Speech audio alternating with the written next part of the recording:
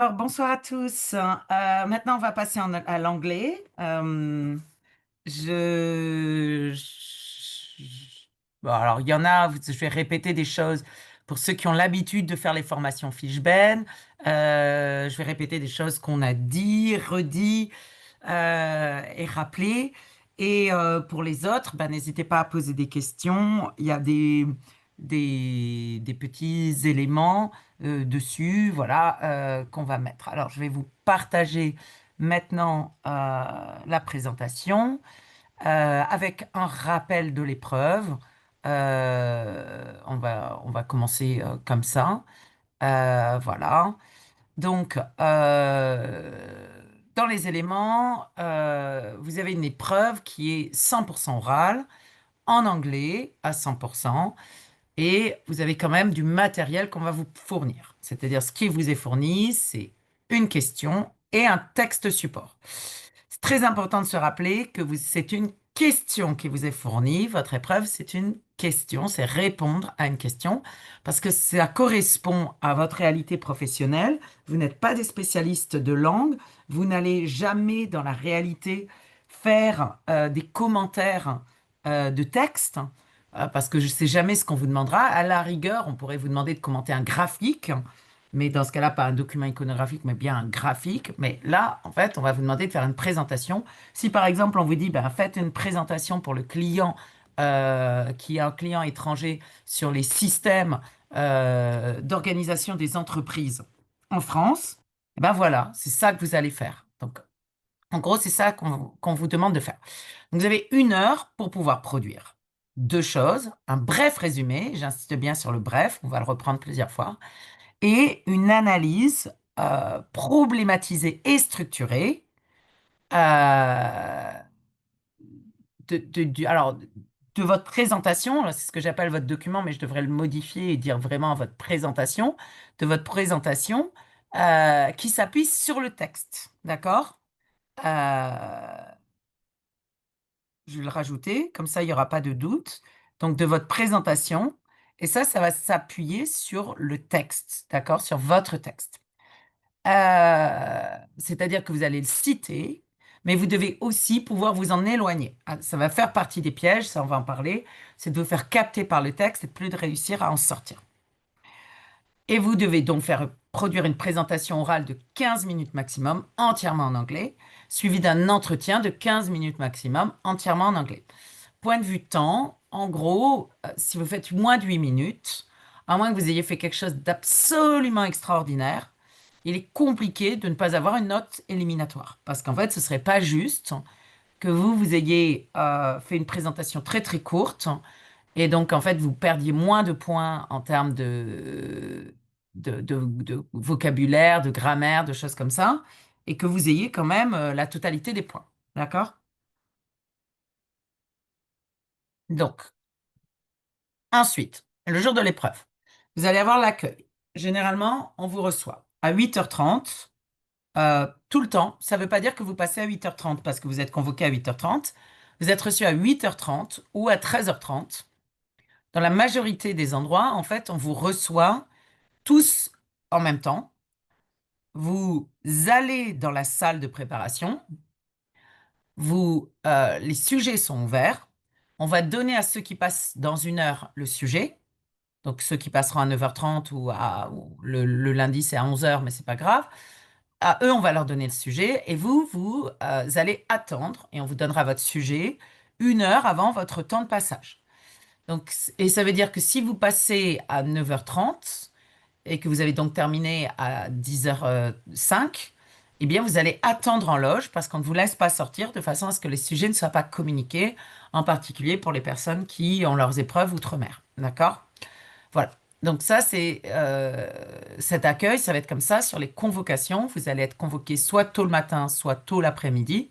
Mais il faut que vous prévoyez, ne dites pas aux gens, ah ben oui, mais moi j'ai un train à telle heure, etc., etc. Non, vous devez être présent, vous allez être présent 4 ou 5 heures sur les lieux, d'accord? C'est-à-dire il faut que le dernier candidat rentre en passage pour que vous puissiez être libéré. Et vous serez libéré à ce moment-là, mais lors du passage des derniers candidats.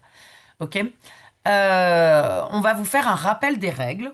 en fait, donc au moment de la préparation et au moment de votre passage. C'est-à-dire, vous allez arriver devant le, le jury et on va vous faire un rappel des règles. C'est-à-dire, on va vous dire, vous devez répondre à une question en faisant un bref résumé du texte qui vous a été soumis et en utilisant vos connaissances et le texte soumis.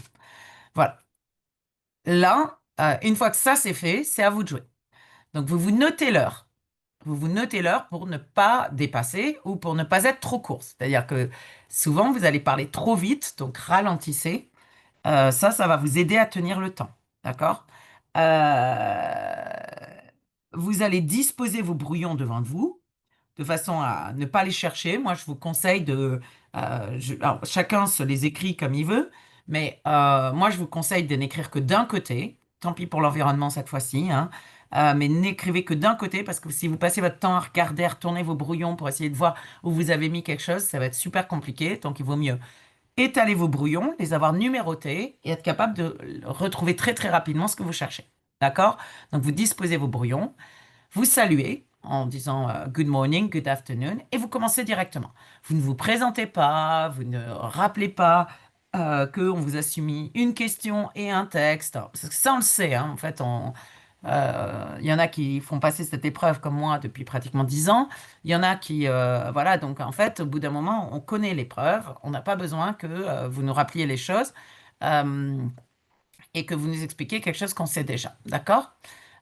Et vous commencez. OK? Les incontournables. Il faut que le résumé il soit bref. C'est 1, 2 minutes. Bon, après, il ne faut pas l'oublier, mais il faut le faire. Il faut faire votre résumé, mais c'est 2 minutes. L'idéal, c'est 2 minutes. Si vous faites 4, 5 minutes, vous ne pourrez pas faire une bonne présentation, une bonne analyse de la question. Et donc, dans ce cas-là, ben, ça va être relativement mauvais. Donc, vous faites votre résumé, mais il doit être bref. Et en fait, ça va servir à appuyer votre réponse à la question. Vous utilisez des références au texte, c'est-à-dire vous allez citer in extenso si c'est quelque chose de court ou des idées. Généralement, si vous avez du mal à dépasser les 8 minutes, citez des passages du texte en disant as we can see in the text, line, et donc lire. Ben, ça va vous aider à gagner vos 1 ou 2 minutes nécessaires. D'accord? Il faut bien comprendre votre texte. Il faut le comprendre quand même. Mais n'y passez pas plus de 15 minutes. Mais il faut bien comprendre quand même. Donc, vous pouvez utiliser un code couleur, un surlignage, des numérotations, comme vous voulez. Chacun a sa propre méthode. Et je ne juge pas là-dessus, puisque vraiment, ça dépend des personnes. Et pour être sûr de bien le comprendre, vous mettez en œuvre la démarche de compréhension de texte, donc que ceux qui ont préparé avec Fishben pour le DCG ont, donc c'est la compréhension de texte et qu'on a vu aussi pour le DCG et pour le DSCG. Donc on utilise le paratexte pour faire des hypothèses avant de commencer à lire, c'est-à-dire on utilise le titre, la source, la date, tous ces éléments-là qui vont nous permettre de mieux comprendre ce que veut dire le texte.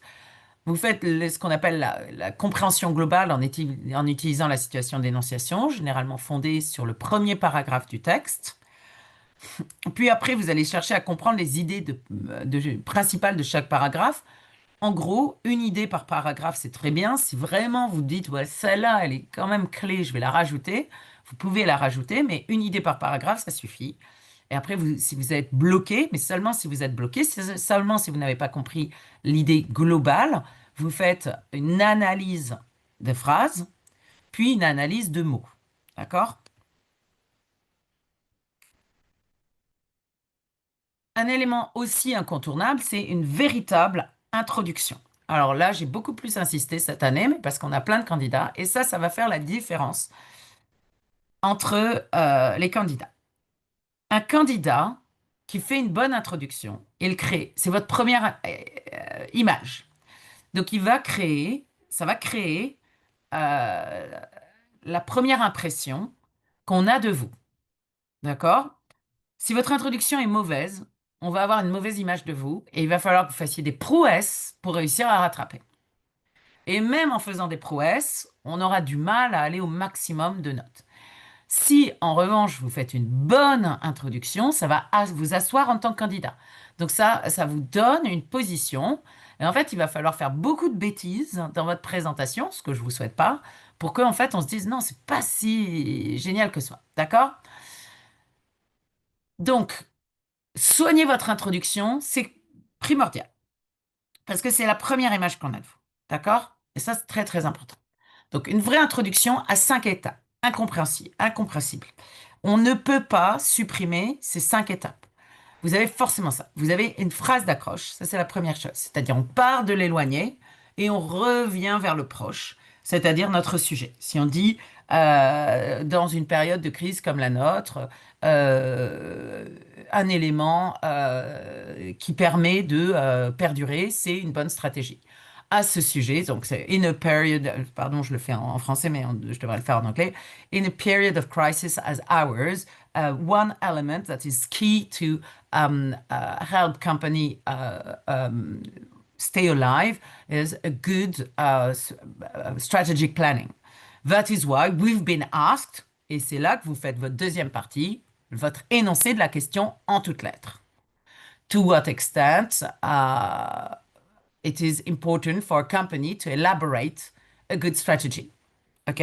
Donc voilà. Et donc là, vous faites vos choses. Mais la question, il faut la poser en toutes lettres. Il faut que vous l'énonciez. La question qu'on vous a donnée, vous l'énoncez. Et ça a une autre utilité, c'est qu'en fait, vu que vous l'avez énoncé en étape 2, vous ne pouvez pas l'utiliser. Ça va vous empêcher de faire la bêtise que font beaucoup de personnes, c'est-à-dire utiliser votre question comme si c'était votre problématique. D'accord? Or, c'est deux choses différentes. Votre problématique, c'est la réponse à la question qui vous est posée. Et c'est donc complètement différent. Donc ensuite, vous allez faire une analyse des termes du sujet, vous allez définir les termes qui sont présents dans le sujet, vous allez nous donner votre opinion sur les termes du sujet. Pardon, j'ai un chat qui a décidé de venir nous rejoindre. Donc vous allez analyser les termes du sujet, vous donner des définitions, les termes essentiels de votre question. Vous allez ensuite donner votre problématique, c'est-à-dire une fois que vous avez analysé les termes du sujet, vous allez donner votre problématique. Avec ces termes de sujet, vous avez choisi ce que vous alliez défendre. Et ceux qui ont suivi la formation Fishben, vous avez vu, à chaque fois, on mettait cet élément-là. C'est-à-dire qu'en fait, on disait, bah, on élargit tous nos termes du sujet, on dit tout ce à quoi ça nous fait penser, ça nous élargit notre sujet, et après, on réfléchit à comment on va organiser avec les connaissances qu'on a, avec les exemples qu'on a, à quoi ça nous a fait penser, chaque terme nous a fait penser, comment on revient notre sujet fondamental. Ensuite, vous énoncez, donc vous avez donné votre problématique, vous allez énoncer votre plan qui démontre que votre problématique, c'est la bonne. C'est-à-dire votre plan sert à ça. Votre plan sert à montrer que vous avez choisi la bonne problématique. D'accord? Donc en fait, si vous dites the new keys of marketing, the new challenges of marketing are not that new, en fait, vous allez utiliser What are the techniques that work, par exemple, en grand 1, et en grand 2, Are the generations really different? Et donc, vous allez parler des Gen Z et leur rapport aux choses. Je regarde la question.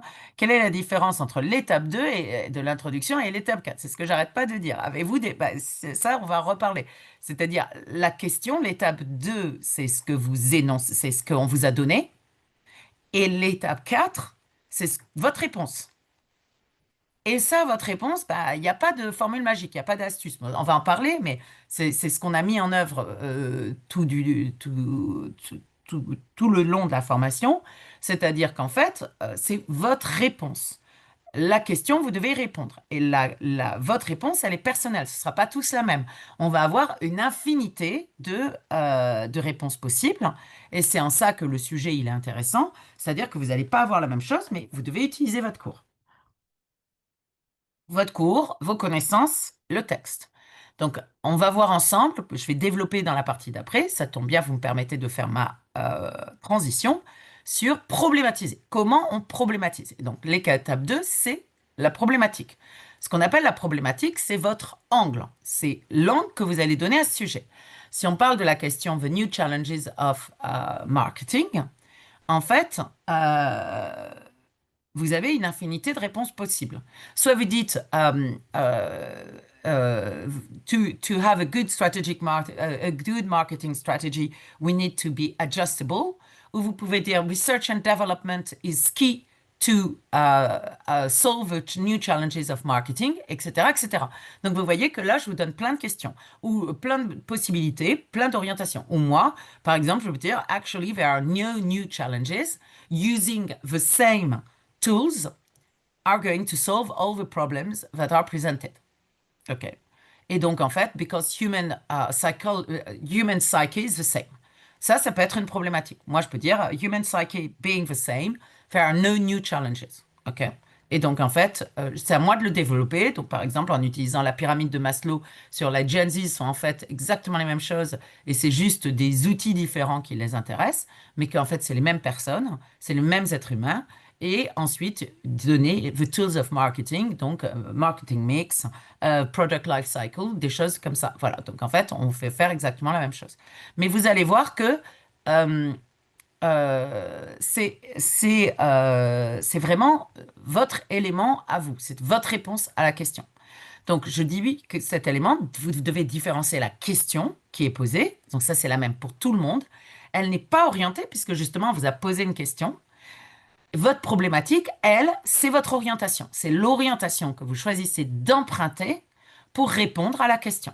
Et ça, c'est personnel. J'espère que là, c'est compris la différence entre les deux. D'accord? Donc, il y a plusieurs éléments possibles. Donc, soit vous allez dire, bah, moi, j'élargis tous les termes du sujet et je vois à quoi ça me fait penser. Ou des fois, on dit, bah, si vous parliez entre copains de cet élément-là, quelle est la réponse que vous donneriez instinctivement? Et souvent, moi, je vous conseillerais de répondre à la question instinctivement avant même d'avoir lu le texte. Parce que sinon, le texte va vous orienter et va vous donner une seule façon de penser. Et ça, c'est très dangereux parce que, par exemple, il y a quelques années, quand on avait dit What are, how can companies deal with the new technologies? En fait, tout le monde nous avait donné que l'IA. Alors qu'en fait, il y avait d'autres éléments, comme par exemple remote working, etc., etc. Donc en fait, il y avait plein d'autres éléments qui faisaient qu'on pouvait quand même donner autre chose. Donc je vous dis, le plus simple, c'est de vous dire, si je parlais avec des copains, quelle serait ma réponse instinctive? Et ensuite, vous verrez comment utiliser et nourrir avec vos connaissances et vos éléments. C'est plus clair? Donc, ensuite, une fois que vous avez énoncé votre problématique, vous allez utiliser votre plan pour démontrer votre problématique, la problématique que vous avez proposée, comment vous allez la mettre en œuvre et comment vous allez prouver à votre interlocuteur que vous avez raison. Et ensuite, vous choisissez vos arguments. Moi, j'aime bien choisir chaque point, ne pas les rédiger en toutes lettres, juste marquer mes arguments et mes exemples. D'accord, super. Ensuite, le barème du jury, ça c'est important de le connaître. Donc, la connaissance de l'actualité. C'est pour ça que je vous disais, listez vos exemples. Connaître l'actualité, connaître les grands scandales comptables, connaître la situation Enron. Là, je ne sais pas quand est-ce que vous avez votre épreuve, mais si vous, par exemple, vous voulez mettre de l'anglais et apprendre de façon ludique les choses, vous pouvez regarder The Smartest Guy in the Room, donc qui parle du scandale Enron, comment ça a fonctionné. Vous pouvez regarder plus difficile, mais tellement bon avec Jeremy Irons, qui joue le méchant, enfin qui joue. Ils vont nous dire que c'était pas Lehman Brothers, mais quand même, ça ressemblait quand même vachement à Lehman Brothers, la structuration de la compagnie. Mais donc, ça s'appelle Margin Call. Et donc, en fait, c'est le scandale sur comment est-ce que la crise des subprimes, qui aurait pu se contenter d'être la faillite de l'entreprise Lehman Brothers, les types, pour faire un maximum d'argent, l'ont généralisé au monde entier en vendant les Rotten Bonds à tout le monde. Voilà, mais les gens, ils auraient dû vérifier au lieu d'essayer de faire une bonne affaire en se disant si c'est trop beau pour être vrai, c'est que c'est trop beau pour être vrai. Si ça a l'air d'être trop beau pour être vrai, c'est que c'est vraiment trop beau pour être vrai. Et donc, en fait, les gens n'ont pas vérifié. Ils ont acheté des bons qui leur donnaient l'impression de rapporter beaucoup d'argent. Et en fait, c'était des bons pourris parce qu'à cause de la crise des subprimes, toutes les entreprises étaient en faillite, enfin toutes les banques étaient en faillite et donc les compagnies d'emprunt perdaient de l'argent. Voilà. Donc regardez ce film, Margin Call, ça va vous mettre des mots dans la tête, mais ça va vous donner aussi des exemples d'actualité, de scandales financiers, de scandales économiques, de scandales comptables.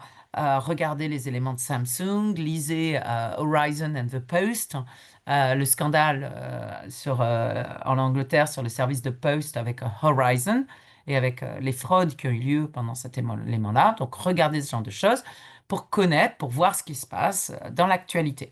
Et quand on parle de l'actualité, on n'entend pas... Alors, vous pouvez avoir un peu d'actualité française, mais on parle de l'actualité étrangère. Il faut connaître des choses qui paraissent évidentes comme connaître les taux de TVA en France, connaître les taux de TVA aux États-Unis, en Grande-Bretagne, donc des choses comme ça qui sont des petits détails.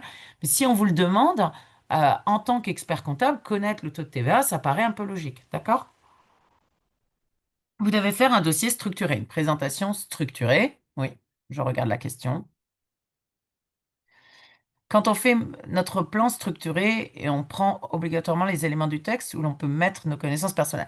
Alors, vous devez, alors ça c'est Mademoiselle Didi 44 qui nous demande si on peut mettre nos connaissances personnelles. Vous devez absolument utiliser vos connaissances personnelles. Vous pouvez vous inspirer un peu du texte, mais le texte est ce qu'on appelle un prétexte. C'est un prétexte à vous donner une banque de mots. Parce que si vous avez travaillé, vous connaissez les mots. Et donc ça va vous les rappeler, d'accord? Donc si vous les avez travaillés, vous avez les mots, ça va vous faire un petit rappel. Si vous n'avez pas travaillé, ça vous servira à rien, parce qu'en fait, vous n'utiliserez que ça. Donc il faut absolument utiliser vos connaissances personnelles, votre cours, et ces éléments-là, les théories, je vais vous donner d'autres éléments là-dessus, mais vous allez voir culture économique, et culture générale et culture de votre entreprise, culture professionnelle. Donc, vous devez utiliser vos connaissances théoriques, Adam Smith, Ricardo, Elton Mayo, etc., etc. Donc, il faut utiliser des connaissances théoriques avec des noms de spécialistes, avec motivation by content, si vous faites du management, motivation by process, etc., etc. Donc, être capable de donner les idées porteuses et les idées clés. Être capable de parler de Porter Mix ou Marketing Mix, ou être capable de parler des Type of Manager de Francis Likert. Et être capable de donner les noms pour montrer que vous connaissez ça. Vous devez aussi utiliser votre expérience professionnelle.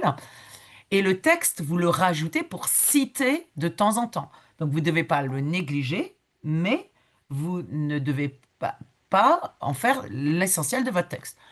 En gros, à minima, vous devez le citer dans chacune des deux parties. Donc, essayez de trouver une ou deux citations, vous allez l'utiliser. Si vous pouvez l'utiliser un peu plus, tant mieux, mais il n'y a pas besoin d'utiliser plus de deux fois. Si vous l'avez utilisé deux fois et que vous avez fait votre résumé, c'est bon. Par contre, vous ne faites pas la totalité de votre présentation là-dessus. Autre question. Si j'ai bien compris, le texte peut nous aider à répondre à notre problématique. Il faut quand même répondre avec nos connaissances. Oui, exactement, c'est ça. Le texte vous aide, mais moi, je vous conseille de répondre d'abord à la question pour donner votre problématique. D'accord? Vous donnez votre problématique en répondant directement à la question avant même d'avoir lu le texte, et après vous enrichissez avec ce qui est dit dans le texte. Ça peut vous apporter un aspect que vous n'aviez pas vu, ou au contraire confirmer ce que vous aviez déjà vu, et donc ça va vous permettre d'étayer votre propre théorie. D'accord?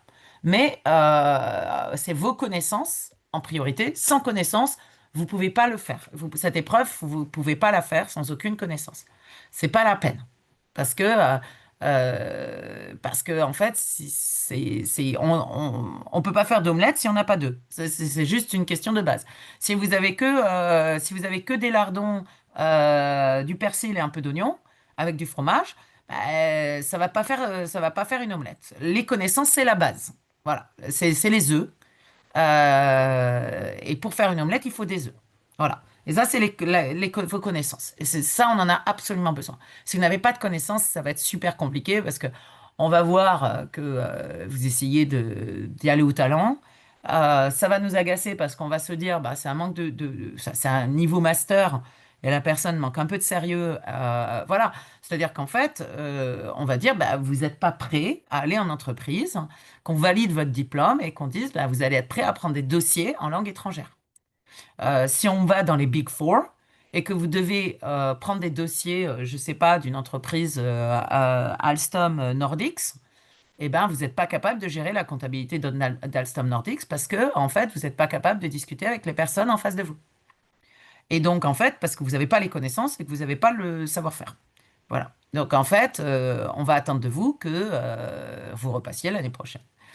Voilà. Donc, les connaissances primordiales et vous nous montrez que vous les avez.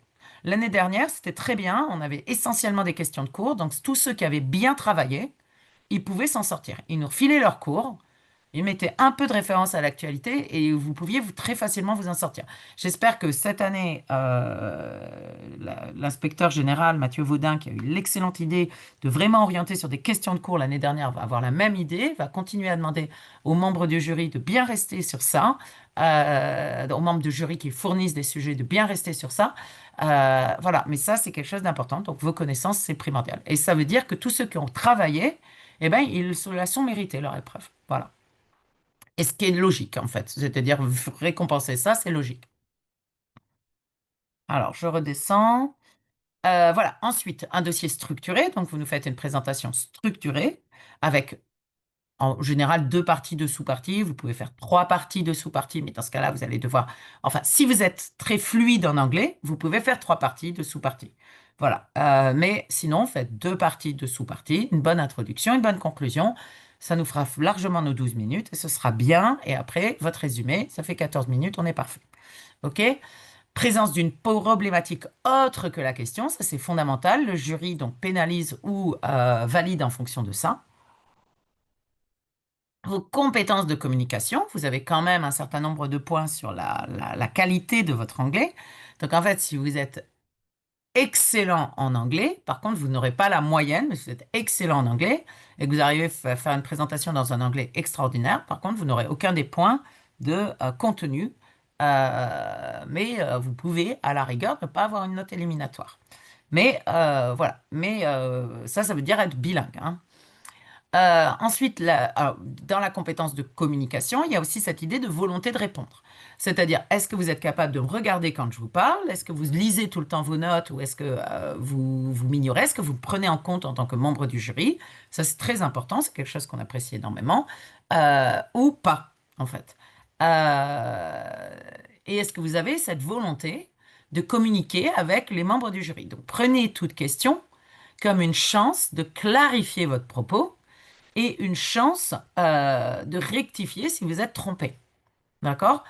C'est vraiment quelque chose de simple. Et si vous voulez mettre des petits cailloux en disant en management, on peut faire référence à la théorie des types de managers de Francis Likert, et vous êtes sûr qu'on va vous poser la question, hein. Ça veut dire que là, vous nous mettez un petit caillou, on va vous poser la question. Mais si vous maîtrisez les Four Types of Managers de Francis Likert, c'est merveilleux parce que ça veut dire qu'en fait, vous allez avoir une question hyper facile pour vous à répondre.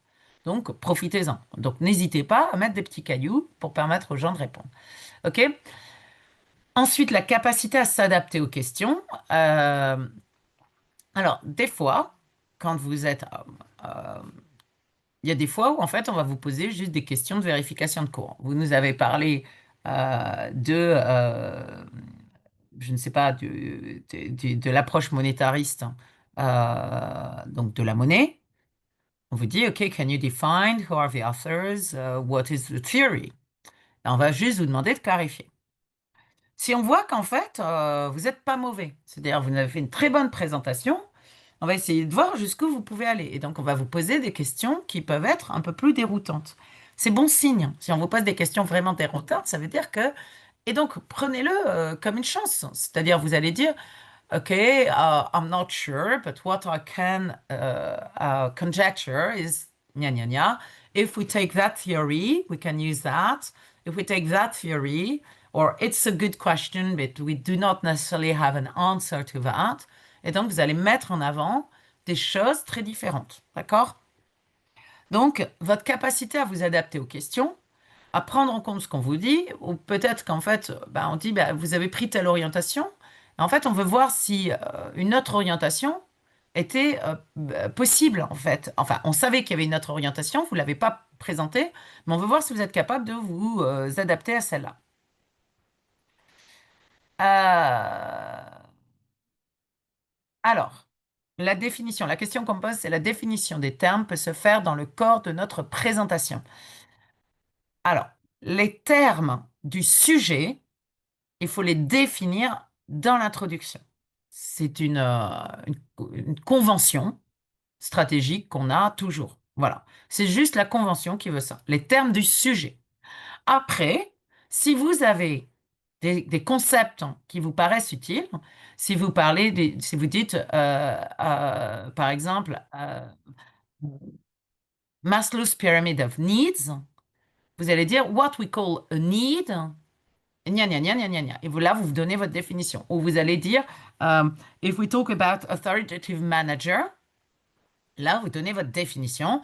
When we talk about authoritative manager, what we mean is the elements that we have in Rancis Licker's typology of managers with the four types of type managers. And so if we talk about authoritative, we can have two types of authoritative managers, exploitative authoritarian or benevolent authoritarian. OK? Et donc là, vous expliquez les concepts. Qu'est-ce qu'on entend par là? Là, vous pouvez le faire dans le corps de votre présentation. Mais les termes du sujet, de la question, là, par contre, c'est la convention, ça se fait dans l'introduction. Ensuite, le dernier élément, bah, c'est votre culture générale économique, c'est-à-dire ça reste une épreuve d'économie en anglais. Donc c'est de l'anglais des affaires, mais c'est une épreuve d'économie en anglais. Et donc ça reste quelque chose où en fait on attend de vous, n'oublions pas que vous êtes en niveau master, et donc que vous obtiendrez un master à la fin de cette épreuve, et qu'il faut que on puisse garantir que vous avez une certaine connaissance théorique et que vous êtes capable d'exprimer ces connaissances théoriques dans une langue étrangère. L'idée, c'est la suivante, c'est-à-dire que vous faites partie des seuls masters, à part les masters de langue, où on n'attend pas de vous d'avoir une certification en langue étrangère d'un institut. Et ça, c'est très très bien. Ça veut dire que vous n'êtes pas obligé d'aller payer 220 euros à Pearson pour le TOEIC, ou vous n'êtes pas obligé d'aller payer 220 euros à Cambridge ou à Oxford University pour avoir le TOEFL ou le Cambridge Proficiency Certificate. Ce sont des très très bonnes certifications. Je ne remets, enfin, pour le TOEFL et le Cambridge Certificate. Mais c'est des certifications qui sont payantes, qui sont temporaires. Alors qu'en fait, si vous passez cette épreuve avec brio, ben, vous allez avoir les bases nécessaires pour être toujours capable de vous exprimer en langue étrangère sur des sujets économiques complexes. Et donc ça, c'est un bon niveau d'anglais et c'est ce qu'on attend de vous, d'accord? Donc on attend de vous que vous soyez capable de présenter ces éléments de culture générale économique que vous êtes censé avoir. Un, parce que c'était le programme de DCG. Et donc, en fait, là, on a juste rajouté deux, trois petites choses, mais que ça fait partie de vos cursus. C'est juste le management, c'est juste que ce que vous faites en DCG. Mais en troisième année de DCG, vous faites du management, ben c'est ça. En fait, c'est exactement la même chose. D'accord? Donc ça, on attend ça de vous. Ça, c'est les éléments du barème du jury. Je vous rappelle les thèmes du programme. Ça, c'est très simple. C'est ce que vous devez connaître. Vous devez. Et c'est surtout qu'en fait, vous devez toujours penser à reclassifier ce que vous faites en fonction de ces thèmes-là. C'est-à-dire, quand vous avez un sujet, vous vous dites dans quoi je mets mon sujet. Et là, vous allez mobiliser les auteurs, les penseurs, les théories propres à ce sujet et ça va vous éviter des gros contresens. Euh, je sais plus, il y avait un de vos camarades qui avait été très très déçu parce qu'en fait, il était parti sur un sujet de management alors qu'en fait, on était sur un sujet d'informatique. Et en fait, il avait fait il avait été, la question était suffisamment trouble pour qu'il pense que c'était un sujet de management, mais en fait, c'était bien un sujet d'informatique. Donc, faites attention en vous disant, là, qu'est-ce qu'on attend exactement de moi? Et ça, vous pouvez utiliser un peu le texte, mais là, on était dans un sujet d'informatique et justement, le texte l'avait piégé parce qu'en fait, c'était un sujet sur what technical revolution in the work are taking place in the workplace. Voilà. Et donc là, on était bien sur un sujet d'informatique. Mais comme en fait, on nous parlait des Gen Zs qui étaient très modernes, etc., il est parti sur du management, sur comment motiver ces Gen Zs avec des outils plus fréquents. Mais en fait, bah, il s'est fait avoir. Il s'est retrouvé avec 10 parce que c'est un très très bon candidat, mais il était complètement hors sujet. C'est très très frustrant d'avoir 10 parce que vous ne pouvez pas repasser l'épreuve et vous auriez pu marquer des points. Et c'est vrai que comme il était bon en anglais, il aurait pu avoir 15 ou 16. Et là, il s'était retrouvé dans une situation où il s'est retrouvé avec 10 parce qu'il était en contresens. Donc faites attention à bien établir de quoi, quelle est la question, quel est le thème de cette question, à quoi se rapporte ce thème. Donc on a finance, on a accounting, governance. Donc je vous rappelle que governance, c'est bien l'organisation stratégique de l'entreprise, l'organisation décisionnaire de l'entreprise, le modèle de redistribution et de prise en compte. Donc c'est l'élément de direction, alors que le management, c'est la gestion des employés. Et donc, les structures, ça peut être la structure de l'entreprise, mais pour un plan fiscal et la gestion des personnes. Information system, donc tout ce qui est informatique, production et marketing. OK? Les pièges à éviter, absolument. Donc, traiter la question comme si c'était la problématique. Donc, faire le 2 et le 4 comme si c'était la même chose. C'est pour ça que vous faites le 2, c'est vous énoncez votre question et vous répondez à votre question. Vous donnez une réponse à votre question et euh, c'est ça votre problématique, l'angle que vous donnez pour répondre à cette question.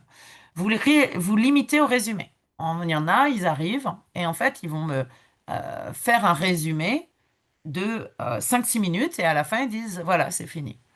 Non, votre épreuve n'est pas une épreuve de résumé. Faire un commentaire de texte. Là, vous ne faites pas un résumé, mais vous commentez en rajoutant, etc., etc. Mais il n'y a pas de structure donnée. Ça va dans tous les sens. Vous dites, ah bah tel passage c'est intéressant, notre excellent. Vous faites un commentaire linéaire. Donc ça, c'est pareil, c'est pas votre épreuve, c'est pas ce qu'on attend de vous. Donc ça ne sert à rien. Se limiter au point de vue du texte au lieu d'utiliser son cours. C'est-à-dire si vous n'utilisez que le texte, et ben en fait pour nous, nous on ne sait pas. Donc en fait on va partir du principe que vous ne connaissez pas votre cours et donc en fait vous n'avez pas travaillé et que c'est pour ça que vous vous limitez au texte. Donc, un autre élément, c'est vous faire capter par le texte et n'utiliser que l'orientation du texte au lieu d'utiliser les autres éléments possibles dans l'entreprise. Par exemple, les autres éléments, on parlait tout à l'heure de ce fameux sujet sur l'intelligence artificielle. L'intelligence artificielle n'est pas la seule innovation dans le monde du travail. Donc, en fait, on a aussi le remote work, qui est un élément, donc travailler à distance, Zoom conferences, comme ça, ce qu'on appelle les digital nomads, qui est aussi une des réalités du métier. On a hybrid work, donc qui est aussi un élément sur lequel on a the automation of many tasks, donc l'automatisation des tâches. Donc, par exemple, the electronic invoicing, c'est un véritable, dans le monde comptable, c'est une véritable question sur l'avenir de la profession. Et donc, ça fait partie des éléments. Alors, est-ce que ça veut dire que vous allez être plus dans le conseil, moins dans les vérifications peu intéressantes, etc., etc. Ça, on verra bien. Un autre piège, c'est réécrire la question au lieu d'y répondre. Vous avez une question sur... alors donc, un piège, c'est si votre problématique, c'est how, généralement, c'est pas une problématique. C'est que vous êtes en train de me réécrire la question. Si on dit What are the new challenges of marketing? Si vous me dites How the new challenges, how marketing is trying to adapt with new technologies to the new challenges, Ben non, là, vous n'êtes pas en train de me répondre. Vous êtes en train de réécrire votre question pour vous dire quelque chose qui vous va. Mais c'est toujours quelque chose de pas orienté. Donc, vous répondez à votre question et vous orientez les choses. Un autre piège, c'est de ne pas utiliser du tout le texte. Donc là, c'est pareil, ça ne fonctionnera pas si vous n'utilisez pas du tout le texte. Ne pas citer d'auteur, ne pas citer de théorie ou d'auteur, parce que là, je marque d'auteur, mais il y a des cas où en fait c'est des théories et c'est pas des auteurs dont on parle en fait. Mais ne pas en citer, c'est problématique, c'est pas et ne pas connaître l'actualité en relation avec ceux dont on parle, ça fait partie des éléments de votre épreuve. Voilà. Voilà pour mes éléments. Alors comme je disais, je n'ai pas de pronostic. Il y a 32 thématiques au programme, 33. C'est impossible de faire une impasse. C'est-à-dire qu'en fait, tout peut potentiellement tomber. D'autant qu'en fait, vous avez pratiquement 30 jours de passage, d'accord? 30 jours de passage. Et donc, du coup, ça ne peut pas fonctionner, d'accord? C'est impossible de donner un pronostic. Tout peut tomber. Donc, un principe de base, ne faites pas d'impasse. Voilà. J'attends vos questions. Alors, je regarde.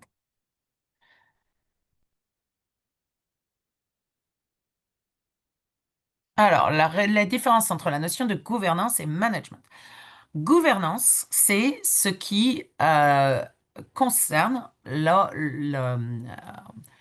vision, la mission et les instances décisionnaires de l'entreprise.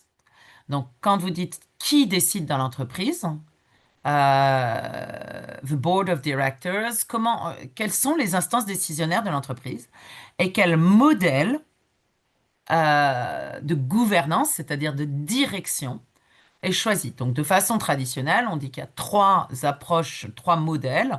Il y a le modèle actionnarial, d'accord? C'est priorité aux actionnaires. Euh, Ça, c'est Adam Smith, c'est ces théories-là.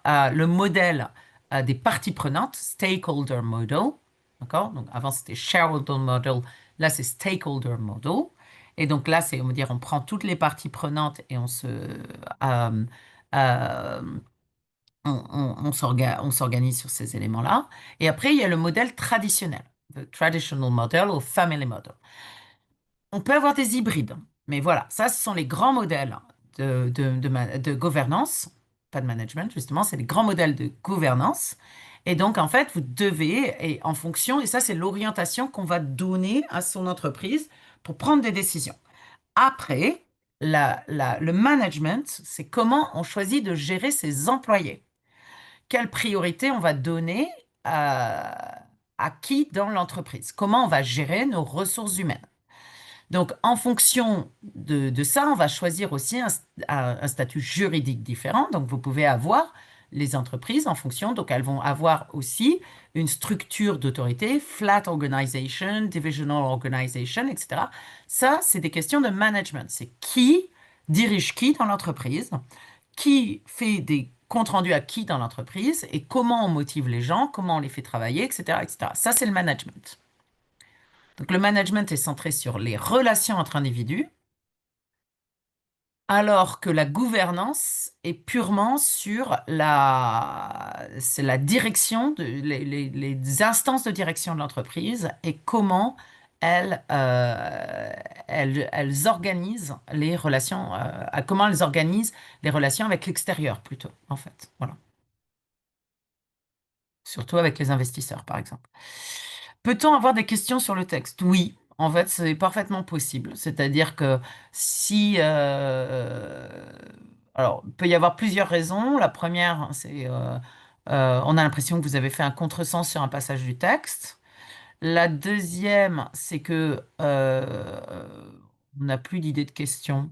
Et comme généralement, on a des questions toutes faites ou en fait, on a des questions toutes faites sur le texte, hein, c'est facile de poser des questions sur un texte.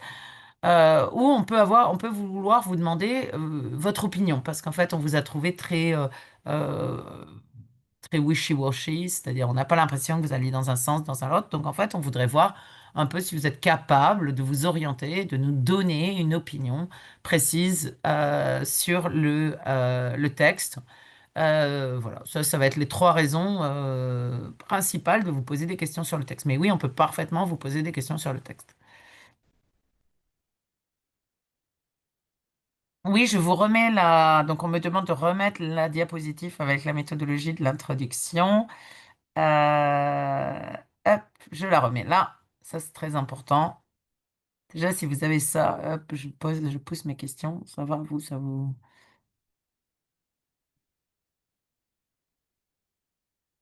C'est bon?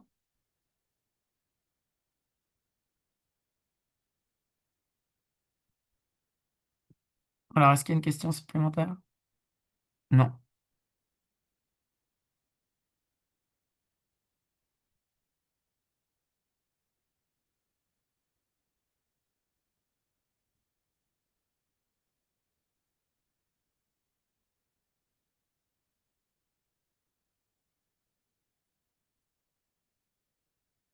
Vous me dites.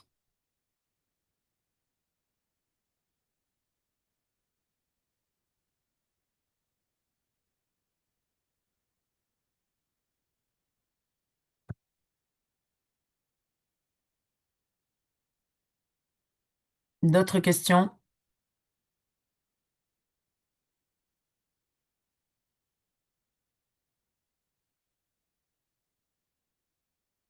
Alors, code vestimentaire pour l'épreuve. Je vais dire, il faut être dans un élément, donc moi, ce que j'appelle casual chic. Euh, il faut pas venir en tongs et bon, heureusement il fait froid donc ça devrait éviter, mais tongs et shorts, ça c'est ce qu'on a de temps en temps pendant les oraux d'école de commerce où les gens y viennent en tongs et en shorts. On a envie de dire c'est complètement inapproprié. Si vous êtes à l'aise en costume, n'hésitez pas à mettre le costume. Si vous n'êtes pas à l'aise en costume, ne venez pas dans une tenue dans laquelle vous allez être mal à l'aise. Donc moi, je vous conseille d'essayer la tenue que vous allez mettre avant pour voir comment vous êtes. Vous êtes dans une situation où il va faire froid ou chaud dans la pièce. Euh, Vous voulez vérifier que vous êtes, enfin, il n'y a rien de pire que de faire une présentation avec des vêtements qui vous grattent, qui sont désagréables, etc., etc.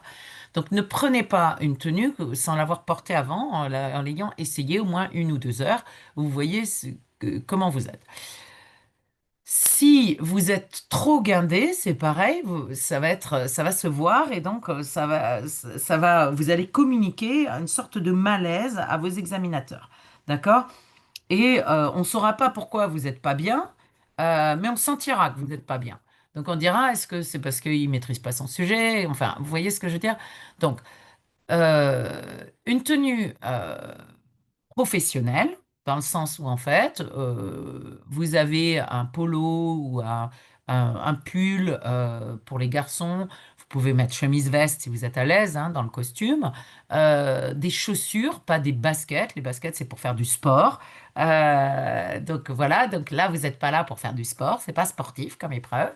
En tout cas, le jour de l'épreuve, vous venez avec autre chose que avec des chaussures enfin avec des vraies chaussures et pas avec des baskets. Si vous avez des tennis, je ne suis pas complètement opposée, mais elles sont propres. C'est-à-dire qu'il y a des choses, ben, ça peut vous paraître bizarre, mais en fait, on arrive, on voit des tennis dégoûtantes. En fait, ben, tout de suite, ça nous dit cette personne, elle n'est pas forcément sérieuse. Donc, en fait, ça veut dire que on a tous nos préjugés. Donc, faites le nécessaire pour ne pas achoper sur vos préjugés. Il y a un élément, je vous dis juste ça parce qu'en fait, on me l'a posé tout à l'heure et j'y avais absolument pas pensé. Mais oui, c'est une épreuve publique. Donc, en fait, vous êtes dans un établissement public pour une épreuve publique. Les règles de la laïcité s'imposent. Et donc, il n'y a pas de signe ostentatoire de religion. D'accord? Donc, pas de signe ostentatoire de religion. Et moi, je vais même aller plus loin. Je vous dirais que même les signes ostensibles. Enfin, moi aussi, j'ai une chaîne qui est personnelle.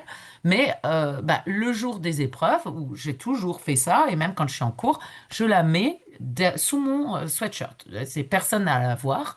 Ça me regarde. Donc, même les signes ostensibles, si vous avez une croix, une médaille de Saint-Antoine, une médaille de Saint-Christophe, une main de Fatima, une étoile de David.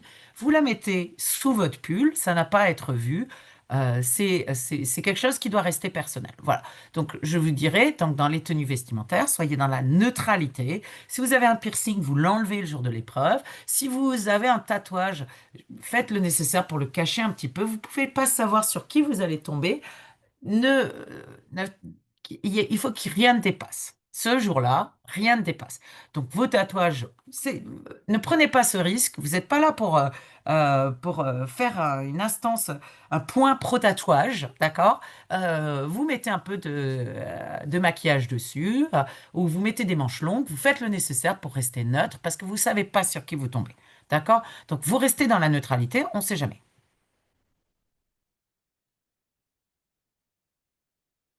Alors, on me pose la question, bonjour, je ne suis pas vraiment à l'aise en anglais. Avez-vous des tips pour assurer au minimum un 6, s'il vous plaît? Euh, alors, je ne connais pas votre niveau. Je ne peux pas vous donner de tips pour assurer un 6. Si vous n'êtes pas capable de communiquer en anglais, la probabilité est que vous n'aurez pas un 6. Vous aurez moins que 6. Mais la règle la plus simple, c'est... Alors, je vais vous donner deux règles simples. Faites des phrases simples. Pas la peine de faire des phrases coordonnées relatives si vous ne maîtrisez pas la relative en anglais. Et généralement, c'est là-dessus. Donc, en fait, si vous dites I like chocolate, point. Chocolate is very good, point. That is why I buy chocolate all the time, point. Ça, c'est des phrases très simples. Vous ne pouvez pas vous tromper dessus. C'est niveau cinquième et ça va fonctionner. Mais la réalité, c'est que vous allez devoir parler 15 minutes là-dessus et vous allez avoir des questions. Et il va falloir réussir les choses. Donc la première chose, c'est faire des phrases très très simples. Si vous faites des phrases très très simples, vous allez être degré 1, degré 2, vous allez être degré 2. Et donc, même si vous n'êtes pas très bonne en anglais, vous ne faites pas d'erreurs de grammaire. On ne peut pas vous accuser de faire des erreurs de grammaire. Et donc, en fait, vous allez marquer 3 points d'office. Et donc, si après, vous avez mis quelques éléments de contenu et des... Mais dans ce cas-là, ça veut dire que vous devez très très bien connaître votre contenu. Et donc, vous allez être capable de faire des points dans la structure, dans les éléments, avec des connaissances solides. Voilà, ça, c'est ces connaissances solides. Et ça s'invente pas. C'est-à-dire, c'est pas, je ne sais pas quand est-ce que vous passez votre oral, mais si vous passez dans 15 jours, bah, c'est un peu short. Voilà, c'est-à-dire qu'en fait, moi, dans ce cas-là, je conseillerais plutôt de se dire, bah, c'est pas grave, je la passe pas cette année, parce que je ne suis pas en mesure de la passer dans de bonnes conditions. Et avec Fishben, on fait des mises à niveau, on fait des choses. On a tout un ensemble de processus qu'on a mis en œuvre. Et vous la repassez l'année prochaine avec toutes les connaissances nécessaires, avec la capacité de réussir et avoir une bonne note à l'épreuve. Et puis, vous n'êtes pas gêné devant votre jury. Si vous avez déjà des connaissances solides, que les connaissances, vous les avez, et que bah, c'est juste que vous avez des difficultés à vous exprimer en anglais, ce que je peux aussi entendre. Euh, dans ce cas-là, je ne sais pas quand est-ce que vous passez, mais une chose que je vous conseillerais, c'est vous enregistrer, vous utilisez la caméra de votre ordinateur et vous vous enregistrez à exprimer des points. Donc, par exemple, on parlait tout à l'heure de Rancis Likker's four typologies of manager. Eh bien, vous vous dites, je vais m'enregistrer 3 4 minutes à exprimer ça. Et donc, vous enregistrez à l'oral. Et vous vous regardez et vous dites, OK, ça c'est pénible, ça va, etc. Puis vous le faites pour d'autres concepts. Vous le faites pour plusieurs concepts. Vous dites, monetarism. I give an explanation of monetarism. Et who are the authors, who are the thinkers, etc., etc. Et cetera. Et donc, vous entraînez à ça plusieurs fois par jour. Vous le faites, par exemple, je ne sais pas quand est-ce que vous passez, hein, je ne sais pas si vous travaillez, etc. Mais si vous faites ça 3 4 fois dans la journée, en vous enregistrant avec votre portable, avec votre ordinateur, avec ce que vous voulez, puis que vous vous re-regardez ensuite, après avoir fait votre vidéo, ben, ça va vous aider à créer de la fluidité. Ça va vous aider à comprendre ce qui passe bien ou ce qui passe mal, vous-même, pour vous-même. Et donc, vous allez vous rappeler des choses. Voilà. Donc, dans les éléments sur lesquels il faut travailler, c'est bien connaître ces mots de liaison, les connecteurs logiques. Euh, Connaître ces connecteurs logiques, faire des phrases simples, penser à ces S à la troisième personne du singulier, connaître ces verbes irréguliers pour chaque fois qu'on va utiliser des verbes irréguliers et maîtriser ces mots. Si vous arrivez à faire ça, vous sauvez les meubles. Et bien sûr, connaître vos pronoms personnels relatifs. C'est-à-dire, vous ne me dites pas she pour une entreprise, parce que c'est it, d'accord? Vous vous rappelez de cet aspect-là. Donc voilà, ça va être des choses comme ça. Voilà, je veux dire, pour sauver les meubles, mais ça, c'est uniquement si vous avez des connaissances. Moi, si je vous déconseille de passer, si vous n'avez pas de connaissances, même si vous êtes inscrit, vaut mieux repasser l'année prochaine parce que vous allez vous créer un traumatisme avec des gens qui vont être agacés parce qu'ils vont dire, cette personne vient, elle n'a pas préparé, elle n'a pas... En fait, dites-vous, que c'est des journées qui sont dures physiquement en fait. Moi, je fais une semaine entière, la semaine d'après, je suis claquée, je suis épuisée en fait. Et généralement, je m'attrape un rhume ou quelque chose parce que je suis épuisée. Parce que, en fait, vous êtes dans une situation où ça peut vous paraître, vous allez vous dire, mais elle en fait tout un plat, etc., etc. Mais en fait, on arrive à 8 heures du matin, on fait 1 heure d'analyse du sujet. On commence à faire passer les candidatures. Donc moi, je suis coordo, donc en fait, j'explique à chacun, voilà, il faut faire ceci, il faut faire cela, les grandes idées, je leur donne des idées de questions, etc. Je leur dis les points essentiels sur le sujet. Et on fait ça le matin, on fait ça l'après-midi. Donc ensuite, on va faire passer des candidats. On a 2, 3 minutes entre chaque candidat. Voilà. Et ensuite, on a une pause d'1 heure à midi, parce qu'après, il faut être revenu à 13 heures pour faire l'analyse de l'autre sujet. D'accord? Donc, et parce qu'on change tous les... Donc, en fait, euh, si vous venez, que vous n'avez pas de connaissances, que vous maîtrisez mal l'anglais, etc. Si vous venez, que vous avez des connaissances, mais que l'anglais, c'est pas votre point fort, ça va, on va vous le pardonner. Mais si vous venez, que vous n'avez pas de connaissances, que la méthodologie, vous l'avez découverte aujourd'hui, vous allez agacer vos examinateurs. Donc, vaut mieux ne pas y aller et repasser l'année prochaine pour avoir une très bonne note que d'y aller maintenant et vous traumatiser inutilement. Parce qu'en fait, si vous êtes tombé sur un examinateur qui est agacé, il risque d'être très tranchant et d'être très désagréable.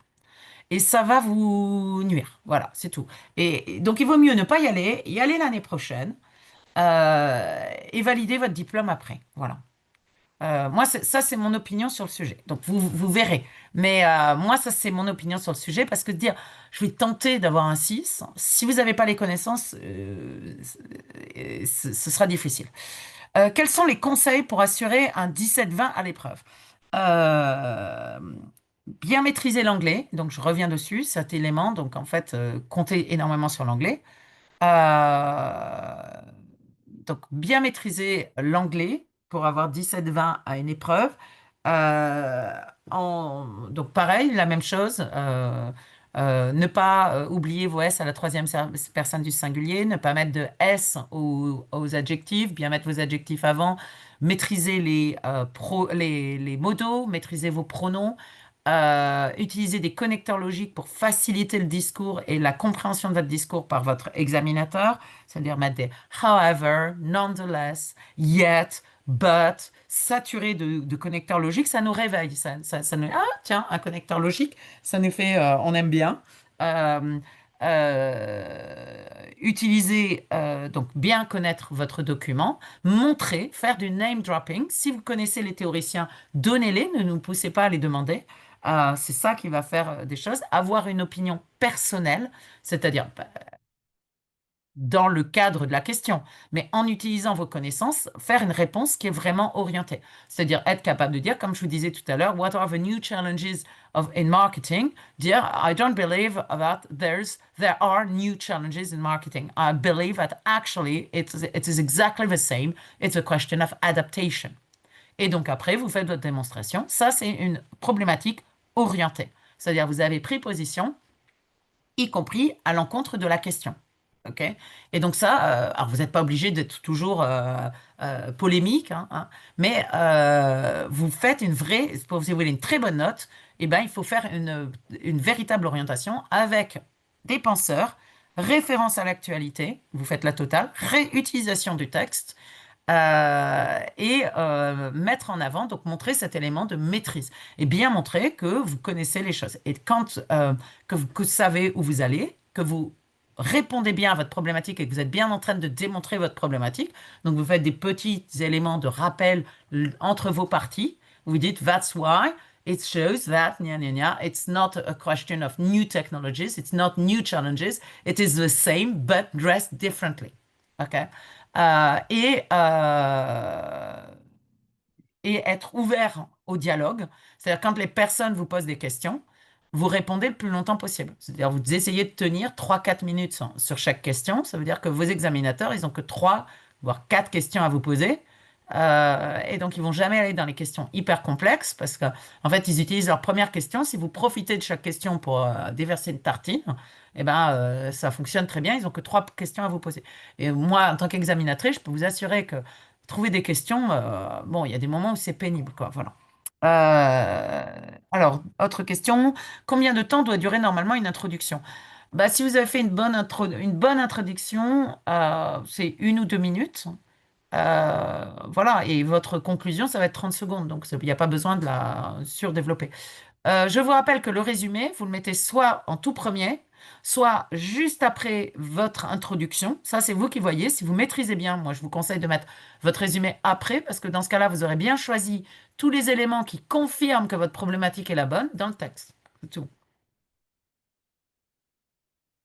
Alors, Tony demande comment créer une bonne problématique sans reprendre la question. Euh, Vous reprenez les termes de la question dans le sens où, en fait, vous répondez à la question. Donc, je sais pas, la problématique, c'est la réponse que vous faites à la question. Vous avez une question, vous lui donnez une réponse. Et donc, vous allez dire, bah, si ma question, c'était What are the new challenges in marketing? Moi, ma réponse, c'était There are no new challenges in marketing. It's just a question of adapting differently. Voilà, donc ça c'est moi, ma réponse à la question. Donc en fait, vous voyez que je réponds à la question, ça c'est la mienne, personne n'a la même, alors que la question c'est la même pour tout le monde. Donc à vous de, voilà, c'est ça comme pour trouver une problématique, c'est donner en connaissant vos cours votre réponse. Ah oui, comme vous avez fait philo, en philo, c'est toujours des questions, la problématique. Mais dans 99% des autres matières, en droit, moi j'ai fait un master de droit, en droit c'était toujours une thèse, donc un angle, donc c'était une phrase affirmative. En littérature, c'est toujours une phase affirmative. Euh, en fait, même sur les commentaires de texte. Je me rappelle que en fait, quand je faisais un commentaire de texte en prépa sur Madame Bovary, donc la lettre de Rodolphe à Madame Bovary, ce qui en apparence, donc en fait, dedans, Rodolphe raconte quelque chose. Et ben moi, ma problématique dessus, c'était ce qui semble être une lettre d'amour s'avère être en fait une lettre de rupture qui révèle en réalité l'hypocrisie de de la société de Flaubert. Voilà. Et donc en fait, après, j'utilise ça pour montrer que c'est un miroir et c'est bien une affirmation. Mais en fait, à part en philo, c'est toujours une affirmation. Moi, je suis civilisationniste en spécialité anglais, c'est toujours des affirmations. Donc l'histoire, la géographie, tout ça, c'est une affirmation. Donc pas une question, non. Et généralement, quand vous faites une question, à part le to what extent, qui est une façon de dire, bah, j'arrive pas à assumer de faire une affirmation, donc je vais le dire, we may wonder to what extent there are really new challenges or gna gna gna, ben voilà, ben dans ce cas-là, vous pouvez le faire comme ça, si ça vous dérange. Mais à part to what extent, si vous faites une question, vous allez réécrire la question. Or, c'est pas ça là, une problématique. Une problématique, c'est la réponse à la question.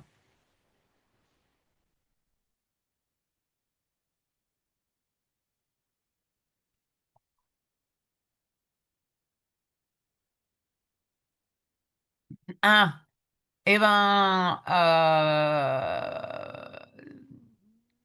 si vous êtes parfaitement bilingue et que vous passez le 14 novembre, ça c'est ce que dit, le seul hic concernerait serait sûrement l'économie et l'actualité. Eh bien, vous demandez à Michael si vous pouvez avoir accès aux vidéos de reprise des thèmes. Donc ça, ce serait très aimant. Ou vous faites, là, on a une trentaine de vidéos. sur les thèmes au programme et vous vous bouquinez à fond, à fond, à fond. Euh, alors vous allez dire que je fais ma publicité, mais en fait ça a un intérêt, c'est-à-dire qu'en fait j'ai fait un bouquin de fiches chez Duno. Les fiches c'est assez court, et ben vous allez vous faire ça au maximum et vous allez vous le faire intensif. Je ne sais pas si vous travaillez, vous vous mettez en arrêt maladie et vous bouquinez ça pendant les 15 prochains jours de façon hyper intensive sur tous les éléments de l'actualité. Et voilà. Et donc, en fait, si vous connaissez Fishben, vous utilisez ça et vous vous mettez à regarder toutes les vidéos et à regarder tous les éléments qu'on a fait justement sur les références à l'actualité et sur comment vous utilisez l'actualité pour illustrer vos éléments. On avait fait une vidéo spécifique là-dessus. Donc, c'est ça. Ça va être votre travail pour assurer un maximum de points. Parce que si vous êtes juste bilingue, mais qu'il n'y a pas de fond, ben, en fait, vous allez être degré 1 sur la présentation, degré 1 sur les questions parce qu'il n'y aura pas de fond. Et en fait, vous n'allez pas avoir beaucoup de... du coup, vous allez avoir le maximum de points en anglais, mais vous serez à 10. Et donc, c'est dommage. Si vous êtes bilingue, c'est dommage de ne pas avoir 17-18. Voilà.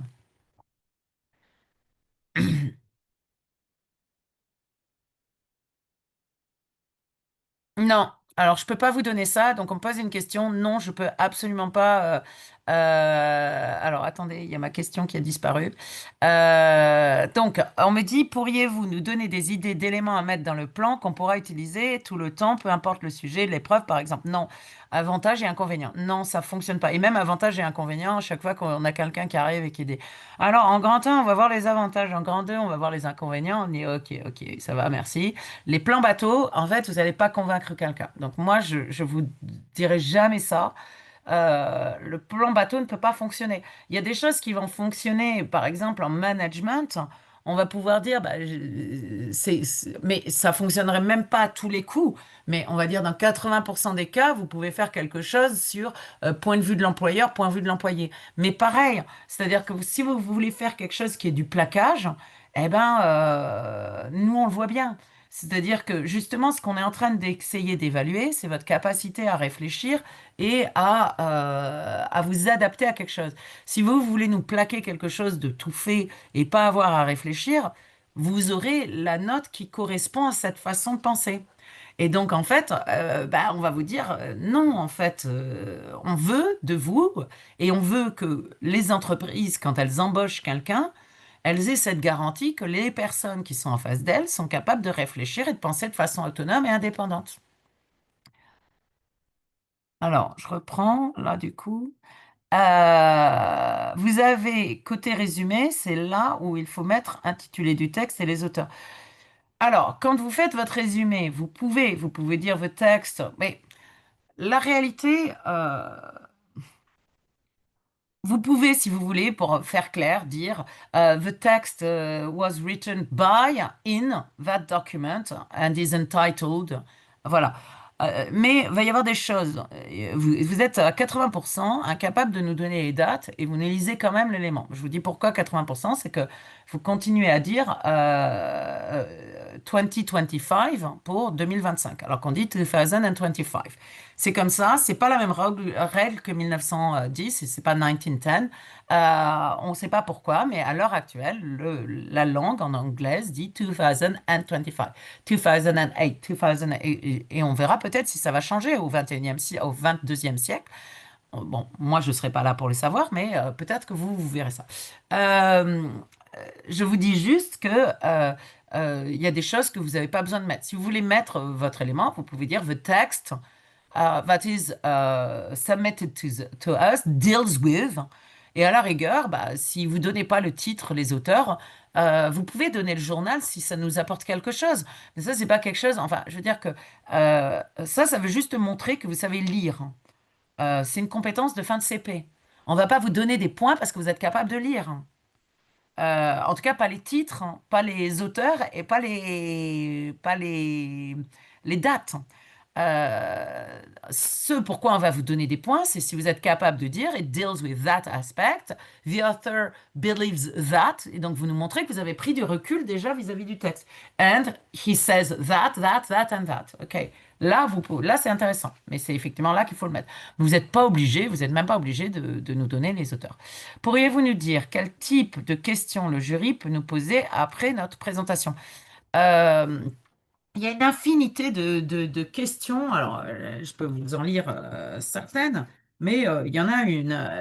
Je vais prendre dans les sujets de l'année dernière, mais il y en a une infinité de questions que le jury peut vous poser. Et il y a des questions qui ont été suggérées dans le corrigé, mais en fait, on va se baser aussi sur ce que vous dites. Là, par exemple, moi, je vois, par exemple, j'ai donné un sujet de marketing. Une des questions, c'était What difference do you make between marketing and advertising? Parce que c'était pas clair dans ce que me disaient les gens. La personne parlait du greenwashing. Et je dis, Why do you talk about greenwashing when you talk about marketing? What is the link between the two? Voilà, ça peut être des éléments. Ça peut être des questions. Dans les éléments qu'on peut poser, dans les éléments qu'on a, très simple, hein, on avait des Why do people invest in stocks and shares? What are the most important criteria when investing one's money? Why is transparency crucial for investors? Voilà, donc ça, ce sont les éléments. Voilà what are the pros and cons of going public for a company? Ce sont les éléments de finance.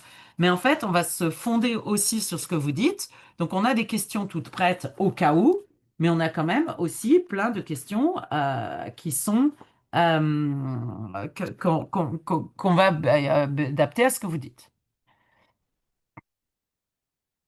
Non, je n'ai.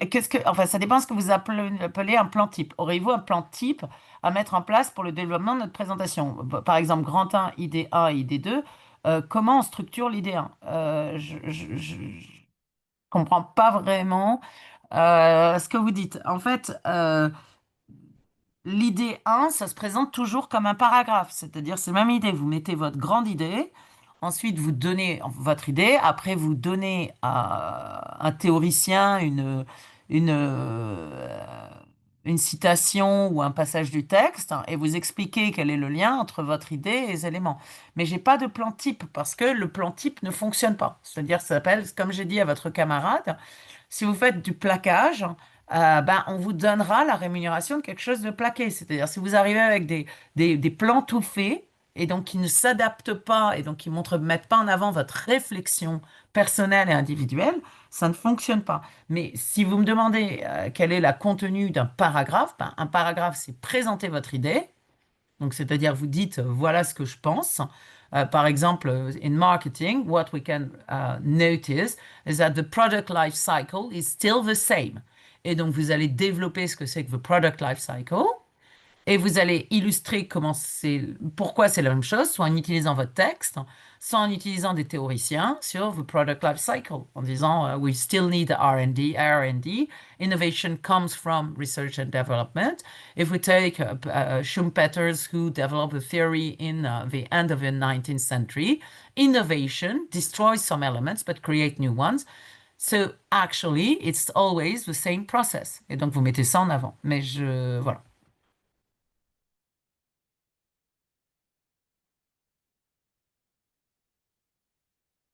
Alors, elle est complètement différente de celle de DCG en anglais des affaires, déjà parce que c'est de l'oral et pas de l'écrit. Parce qu'on me demande à quel point l'épreuve est-elle différente dans le fond de celle des TCG avec l'anglais des affaires.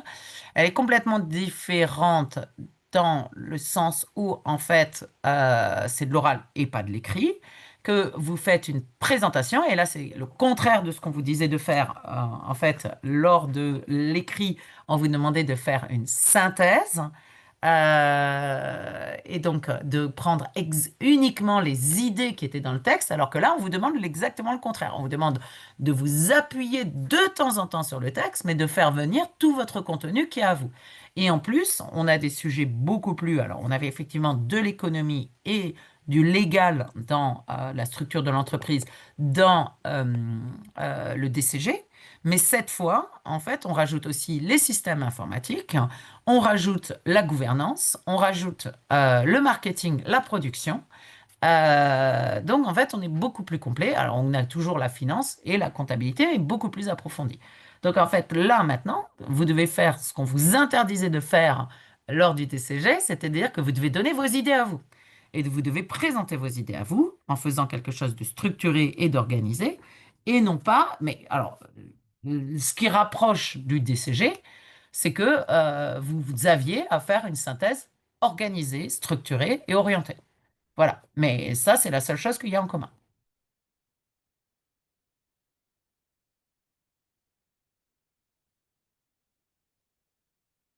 C'est bon?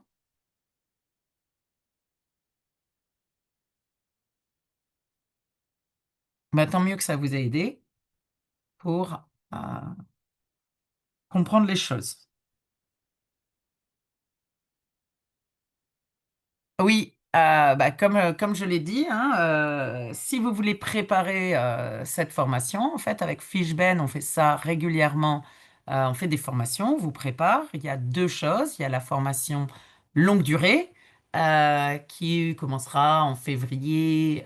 Et là, c'est pour ceux qui ont besoin de prendre du temps pour acquérir les connaissances, qui sont un peu loin, qui ont peut-être besoin d'une remise à niveau. Donc, en fait, on est en train d'élaborer cet élément de remise à niveau pour Fishben, donc vous mettre à niveau en anglais, à l'oral, en compréhension, à l'écrit, voilà. Et donc en fait, vous pouvez accéder à toutes ces UE aussi, et vous avez après le programme intensif, où en fait on va faire les reprises de tout ce qu'on avait vu avant, mais cette fois de façon intensive, c'est-à-dire reprendre toutes vos vidéos et se mettre à niveau pour répondre aussi à vos questions et commencer très tôt les oraux. Et ça, c'est essentiel. Je pense qu'en fait, si vous commencez au dernier moment les oraux, ben, ça va être beaucoup plus compliqué. Alors que s'entraîner, c'est la clé. Et généralement, une fois qu'on a fait son premier oral et qu'on s'est trompé pour son premier oral, et ben, on arrive à faire un très bon deuxième oral. Voilà. Et donc, c'est pour ça que je vous encourage à... alors, je vous souhaite d'avoir l'épreuve cette année, mais si vous vous dites que vous êtes loin, eh ben, il vaut peut-être mieux vous inscrire sur Fishben et la repasser l'année prochaine pour avoir un 15, 16, voire 17. Voilà. Ou 18, même 20.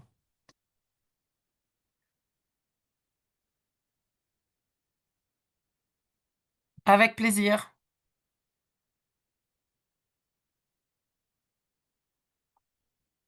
Alors, la dernière question, combien d'idées devons-nous présenter dans un plan pour un plan bien structuré? Et est-ce qu'on peut mettre la conclusion dans la présentation du plan? Non, dans la présentation du plan, vous ne parlez pas de la conclusion. Ça va de soi qu'il y a une conclusion. Donc, vous faites en première partie, je vais parler de ça. En deuxième partie, je vais parler de ça. Et en gros, si vous avez bien fait, en fait, on attend de vous 2 à 3 idées par partie, mais il faut tenir le temps. Si vous les approfondissez bien, généralement, votre erreur, c'est que vous voulez nous imposer plein d'idées. Et que vous vous dites, ah, bah, dans l'eau, elle fera son tri, elle trouvera quelque chose de pertinent. Là, ce qu'on attend de vous, c'est que vous mettiez vos idées, une idée avec que vous développez bien, que vous déroulez complètement, avec un exemple, vous montrez pourquoi votre exemple est pertinent pour votre idée. Et si vous mettez 4 ou 6 idées, c'est largement suffisant, mais vous devez bien les développer. C'est ça qui est crucial. C'est-à-dire, vous devez quand même tenir 12 à 14 minutes, 14 minutes avec le résumé, donc 12 minutes. Et donc, il faut bien développer vos idées, les expliciter. Voilà. Mais 4 ou 6 idées, c'est largement suffisant. C'est bon?